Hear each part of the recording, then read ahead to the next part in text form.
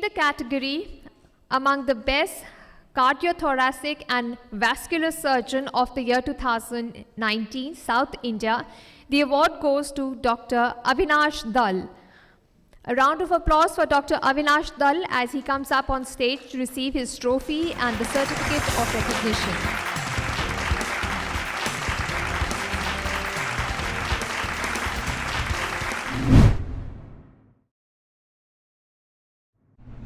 I'm Dr. Avinash Dal. I'm a cardiothoracic surgeon from Hyderabad, Telangana, and basically I've been practicing for the last 25 years in cardiothoracic surgery. So we have done a lot of developmental work on the field of surgery itself, and we are the forerunners more or less in many parts of the fields which are there. But main interest of mine is also in preventive care. So we do a lot of health camps and free camps for the people in the peripheries, right up to various small districts, small towns, and we find a lot of people are really suffering from the diseases which we need to really work on.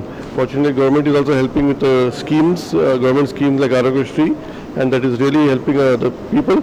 But the people have to come forward, they have to be recognized that this patient is having a disease process and needs to be treated, and what is available for them, that they don't know. So that is what we are going and doing to the periphery, giving them the idea, giving them idea of how to prevent the disease.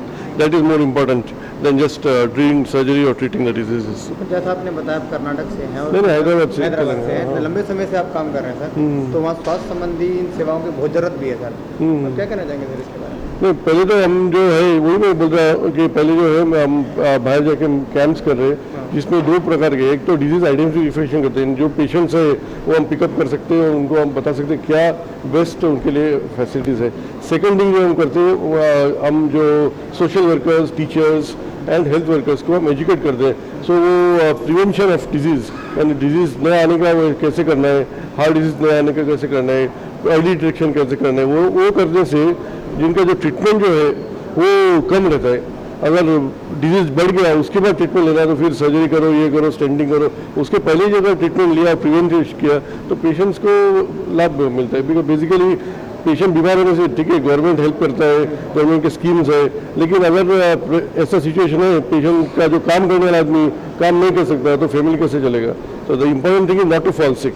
आपको काम के देख के या nomination क्या गया आपका, तो कैसा लग रहा है सर आपको? ये नॉमिनेशन एक माइलस्टोन है जो हमारे जर्नी में, सफ़र में माइलस्टोन, इम्पोर्टेंट माइलस्टोन है, लेकिन माइलस्टोन है तो अभी तो सफ़र चालू है और हमारा थिंग इज दैट जब तक हमारा सेटिस्फेक्शन फुल्ली होता है कि that yes I have done enough in life, then that is the time that I will be really more happy. डॉक्टरों को लेकर संदेश आप देना चाहें कि कैसे काम करना चाहिए क्षेत्र में?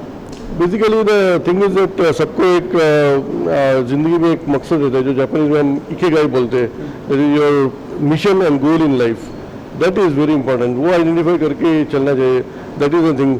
सी आजकल लोग तो बोल रहे हैं मेडिकल प्रोफेशन कमर्शियल हो गया, but actually that is not the fact. Most of doctors do the service very well, and अगर लोग सर्विस ओरिएंटेशन नहीं रहेंगे तो बहुत अच्छा होगा पेशेंट्स के लिए एंड उनके लिए भी, उनके मेंटल सेटिस्फेक्शन के लिए काम करना चाहिए। That's main important thing.